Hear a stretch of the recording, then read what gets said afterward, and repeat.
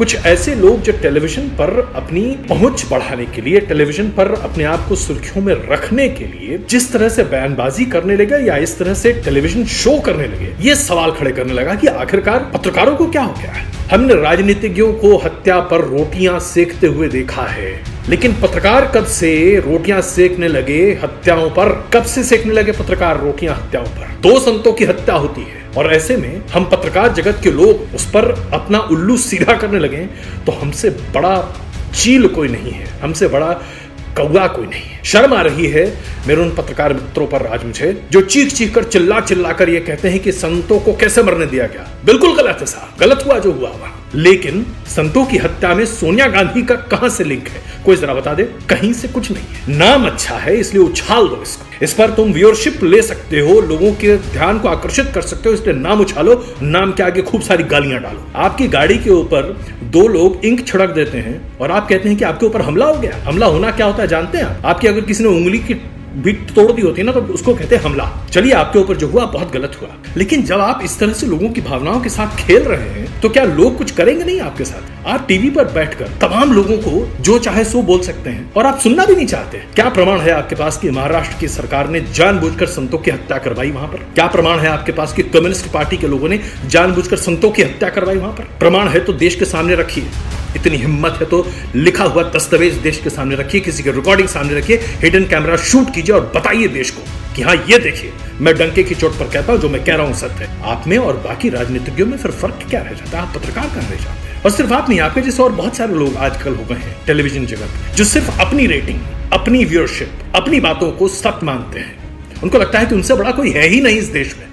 आज जहां पूरी दुनिया में बात इसकी हो रही है कि कैसे कैसे आप दुष्प्रचार को खत्म करें, वहां पत्रकार अगर इसका हिस्सा बन जाए तो इससे बड़ा जघन्य अपराध और क्या हो सकता है। आप बहुत बड़े अपराधी हैं। वो तमाम लोग जो आज इस तरह से रिपोर्टिंग कर एंकरिंग कर अपनी रोटियां सेक रहे हैं, जो दंगों पर अपनी राजनीतिक रोटियां सेकते हैं, जो लोगों की हत्याओं पर अपनी राजनीतिक रोटियां सेकते हैं, जो सांप्रदायिकता के नाम पर अपनी राजनीति की दुकान चलाते हैं, कोई फर्क नहीं है। आपने इस सीमा को लांघ दिया, मिटा दिया हमेशा के लिए। और ऐसे छोटे लोगों की वजह से ही आज टेलीविजन पत्रकारिता की हमारे पेशे पर लोग इतने बड़े सवाल खड़े करते हैं। बहुत तकलीफ होती है जब हमसे चलते चलते कोई आदमी पूछता है कि क्या इस देश का मीडिया बिक चुका है। चलते चलते लोग पूछते हैं कि क्या देश में आज कोई सही आवाज उठाने वाला नहीं है। बच्चा आपके ऊपर उम्मीद से नहीं बल्कि हिकारत से देखने लगता है तो आपको तकलीफ होती है।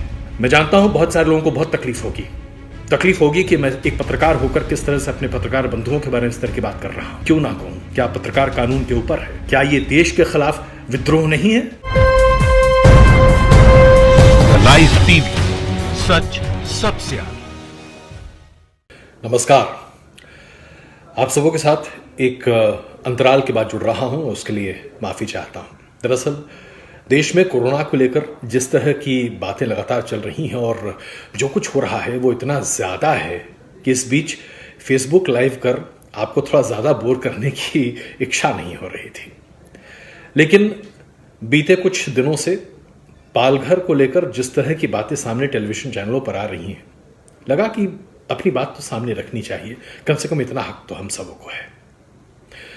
पालघर में 2 संतों और उनके ड्राइवर की जघन्य हत्या एक बहुत बड़ा अपराध है।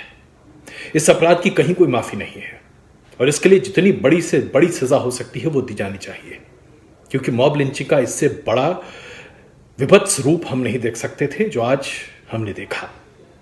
लेकिन बीते 6-8 सालों में मॉब लिंचिंग के कई विभत्स स्वरूप हमने हमारे देश में देखे हैं और हर बार चर्चा यही होती है कि आखिरकार आज इंसान इतना बड़ा जानवर कैसे बन गया है कि मात्र अफवाह पर वो लोगों की जान ले लेता है।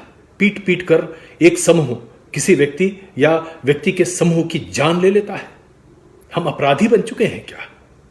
उस पर भी सोचिए जरा।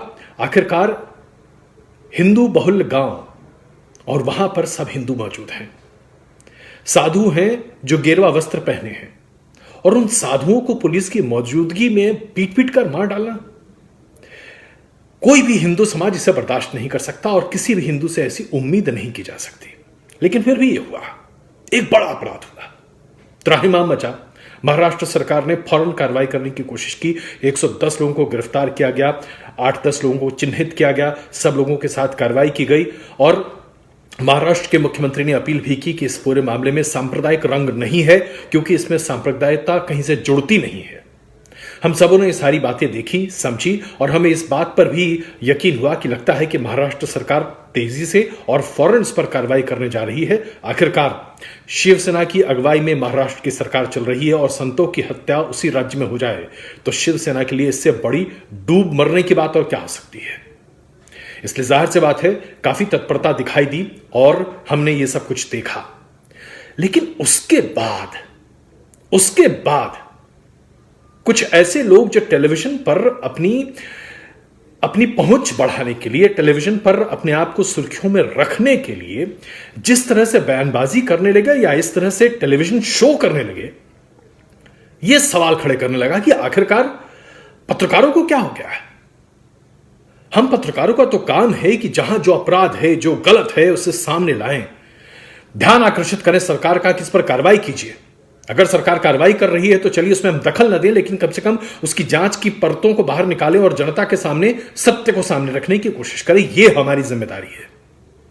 लेकिन जब पत्रकार जगत के कुछ एक लोग जो नामचीन हैं, जिनके करोड़ों करोड़ दर्शक हैं और लोग उनसे जुड़ते हैं, वो लोग जब एक विषैली बात लेकर सामने आ जाते हैं, एक ऐसा ध्येय लेकर सामने आ जाते हैं जो कि प्रस्तुत करता है एक बहुत ही विभत्स तस्वीर। हमने राजनीतिज्ञों को हत्या पर रोटियां सेकते हुए देखा है, लेकिन पत्रकार कब से रोटियां सेकने लगे हत्याओं पर? कब से सेकने लगे पत्रकार रोटियां हत्याओं पर? 2 संतों की हत्या होती है और ऐसे में हम पत्रकार जगत के लोग उस पर अपना उल्लू सीधा करने लगे तो हमसे बड़ा चील कोई नहीं है, हमसे बड़ा कौवा कोई नहीं है। बहुत शर्म आती है, शर्म आ रही है मेरे उन पत्रकार मित्रों पर आज मुझे, जो चीख चीख कर चिल्ला कर ये कहते हैं कि संतों को कैसे मरने दिया गया। बिल्कुल गलत है साहब, गलत हुआ जो हुआ वहां पर। सरकार पर उंगली उठाइए, सरकार की जांच में कमी है तो उंगली उठाइए, पूछिए सरकार से, गिरवा पकड़िए सरकार का, झकझोर दीजिए सरकार को, हिला दीजिए सरकार को।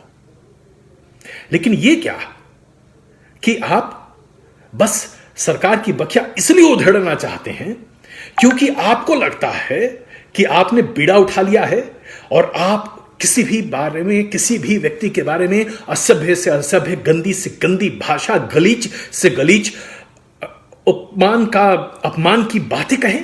भाई शब्द नहीं है मेरे पास जिस तरह की भाषा का इस्तेमाल किया जा रहा है। मैं पूछता हूं आपसे, उद्धव ठाकरे की अगुवाई में महाराष्ट्र में सरकार चल रही है। बड़ा पार्टनर शिवसेना है, दूसरा बड़ा पार्टनर एनसीपी है, तीसरा पार्टनर कांग्रेस है, माइनॉरिटी पार्टनर। कांग्रेस का प्रतिनिधित्व अनुपात के आधार पर मंत्रिमंडल में भी है। ऐसे में सोनिया गांधी क्या महाराष्ट्र में सरकार चला रही हैं कि संतों की हत्या करने के लिए सोनिया गांधी के ऊपर ठीकरा पड़ा जाए?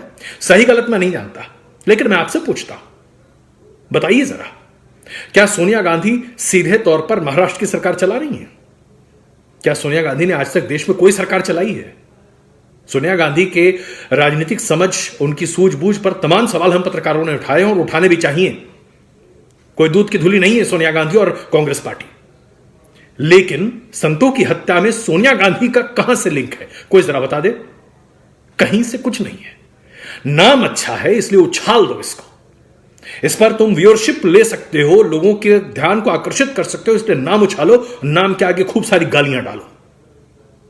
भाई जरा मुझे बताइए, हम सब हिंदू सनातन धर्म के पालन करने वाले लोग हैं और भारतीय संस्कृति को पालन करने वाले लोग हैं। जब हम शादी करते हैं तो जो भी हमारी बहू होती है, जो भी पत्नी होती है, वो पति के धर्म का पालन करती है या नहीं? रामायण महाभारत हर पुराण में उठाकर देख लीजिए, कहीं भी देख लीजिए। सोनिया गांधी विदेशी मूल की हैं जरूर, लेकिन अंततः उन्होंने एक हिंदुस्तानी से ही तो शादी की है। तो क्या वो आज भी विदेशी हैं? जैसे कि मैं बिहार का रहने वाला हूं, मेरी पत्नी बंगाल रहने वाली है, वो बंगाली मूल की हैं।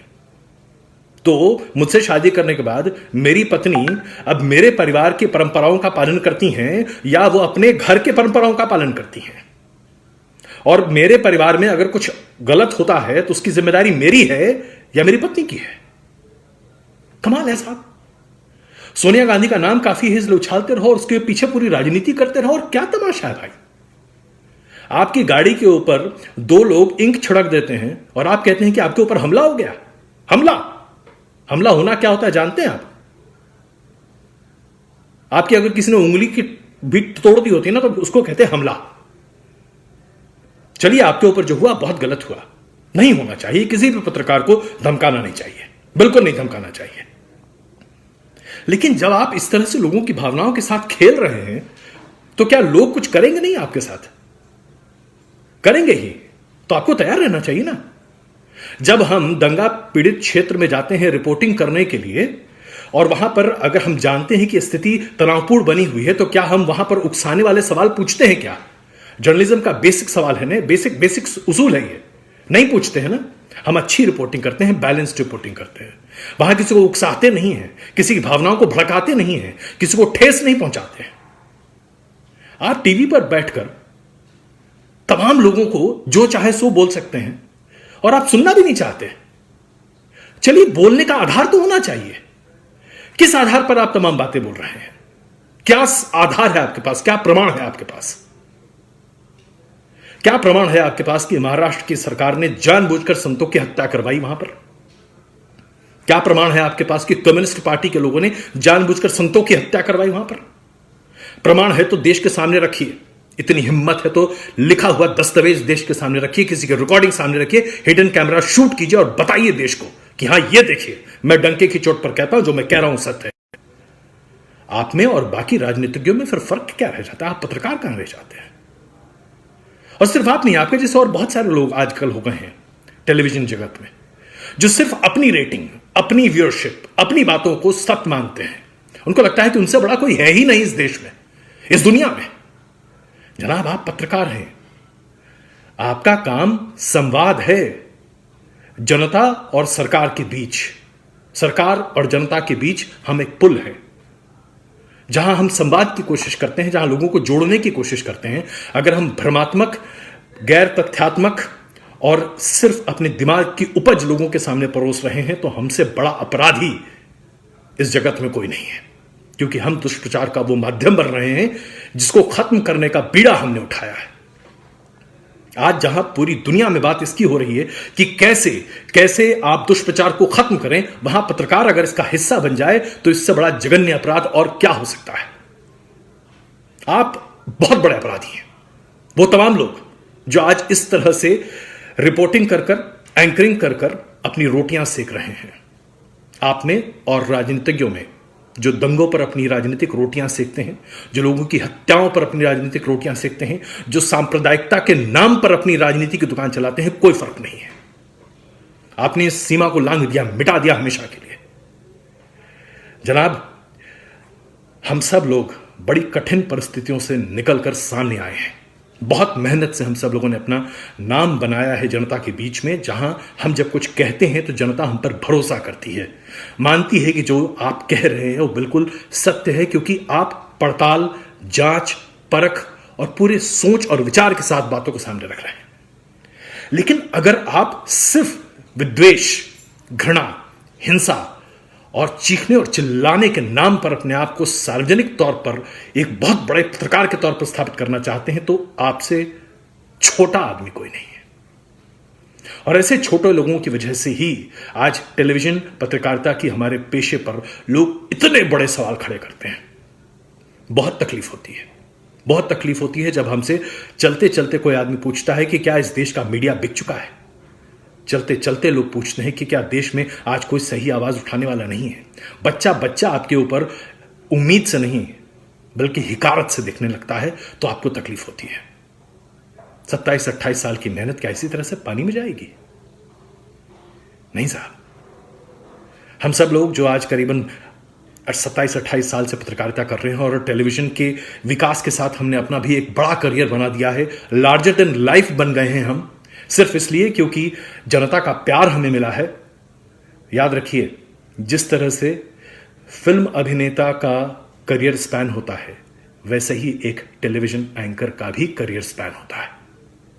आप तभी तक हैं जब तक जनता आपको पसंद करती है। जिस दिन जनता ने आपको भुला दिया, जिस दिन रिमोट से आपको खत्म कर दिया ना, 6 हफ्ते के बाद कोई नहीं पूछेगा आपको। जब मैं फॉक्स में ट्रेनिंग के लिए गया था तो मुझे सबसे पहली चीज यही बताई गई थी कि एक एंकर और एक टेलीविजन रिपोर्टर की जिंदगी है 6 हफ्ते। 6 हफ्ते अगर आप टीवी पर नहीं हैं तो फिर आपको कोई नहीं पूछता, कोई नहीं पहचानता और आपकी कोई औकात नहीं है। सिर्फ औकात बनाने के लिए क्या हम भ्रमात्मक तरीके से अपने देश को तार तार कर दें? क्या यह देश के खिलाफ विद्रोह नहीं है? बहुत सारे आप लोग हैं जो कह रहे हैं मैं कांग्रेस का प्रचार कर रहा हूं, तमाम तरह की बातें। अरे जाइए भाई, कांग्रेस का प्रचार करके मुझे क्या मिल जाएगा? कांग्रेस पार्टी क्या मुझे 2 पैसे दे देगी? आज तक अगर मुझे किसी ने 2 पैसे नहीं दिए तो आज कोई दे देगा? मैं ये सीधी बात कह रहा हूं, सोनिया गांधी का प्रचार नहीं कर रहा। मैं ये कह रहा हूं कि भाई सीधे सीधे बोलिए। जिम्मेदार है राज्य सरकार, जहां पर हर व्यक्ति की सुरक्षा की जिम्मेदारी उसके ऊपर है। अपराध हुआ है, सरकार को उस पर कार्रवाई करनी चाहिए, पुलिस महकमे को जांच करनी चाहिए, दोषी को कोर्ट से सजा मिलनी चाहिए और यही होना चाहिए। लेकिन हम पत्रकार जब खुद ही पुलिस, जांच एजेंसी, अदालत और जज बन जाते हैं ना, तो हमसे ज्यादा बेसिर पैर का कोई नहीं होता। यही बात मैं सामने रख रहा हूं। किसी ने हमें यह अधिकार नहीं दिया कि हम दूसरों पर आरोप मढ़ें बिना किसी तथ्य के, किसी के ऊपर भी। चाहे आप उद्धव ठाकरे का नाम लेकर बेतथ्यात्मक बातें कहें, चाहे आप सोनिया गांधी के नाम पर बेतथ्यात्मक बातें कहें, चाहे आप भारतीय जनता पार्टी के किसी भी नेता के बारे में बेतथ्यात्मक बात कहें, किसी भी नेता, किसी भी सम्मानजनक व्यक्ति, किसी भी सम्मानजनक पत्रकार और किसी भी सामान्य नागरिक के खिलाफ कुछ भी बिना तथ्यों के कहना अपराध है। तथ्य है, सामने रखिए, गर्दन पकड़िए। तथ्य नहीं है, शांत रहिए और चुप रहिए। जिन लोगों के पास जांच का अधिकार है उन्हें जांच करने दीजिए। और हमारे पेशे की सबसे बड़ी खूबसूरती यही है कि हम अपनी बातों को मुखर तरीके से सामने रख सकते हैं और जनता हमारे साथ होती है। हमें यह अधिकार होता है क्योंकि हमारे पास यह एक्सेस होता है। हम जांच सकते हैं कि पुलिस की जांच सही जा रही है या गलत। गलत जा रही है तो पुलिस को लटकाइए, सरकार गलत कर रही है तो सरकार को लटकाइए, कोर्ट गलत कर रहा है तो कोर्ट से सवाल पूछिए। लेकिन बिना किसी के दोषी साबित हुए किसी को दोषी बना देना और उसकी इज्जत को तार तार करना, यह हमारा काम नहीं है। यह पत्रकारिता नहीं है, यह एजेंडा है। और एजेंडा और पत्रकारिता 2 अलग चीजें होती हैं। मैं जानता हूं बहुत सारे लोगों को बहुत तकलीफ होगी कि मैं एक पत्रकार होकर किस तरह से अपने पत्रकार बंधुओं के बारे में इस तरह की बात कर रहा हूं। क्यों ना कहूं? क्या पत्रकार कानून के ऊपर है? क्या पत्रकार मर्यादा के ऊपर है? क्या पत्रकार शुचिता के ऊपर है? मैं नहीं मानता। हम सब देश के कानून, अपनी देश की सभ्यता और संस्कृति, अपनी व्यवस्थाओं से बंधे हुए हैं। और व्यवस्थाओं से ऊपर उठना तभी संभव हो सकता है जब आप देश में सर्वोच्च हों। जब देश के राष्ट्रपति अपनी मर्यादा का पालन करते हैं तो क्या देश का हर नागरिक अपनी मर्यादा का पालन नहीं करेगा?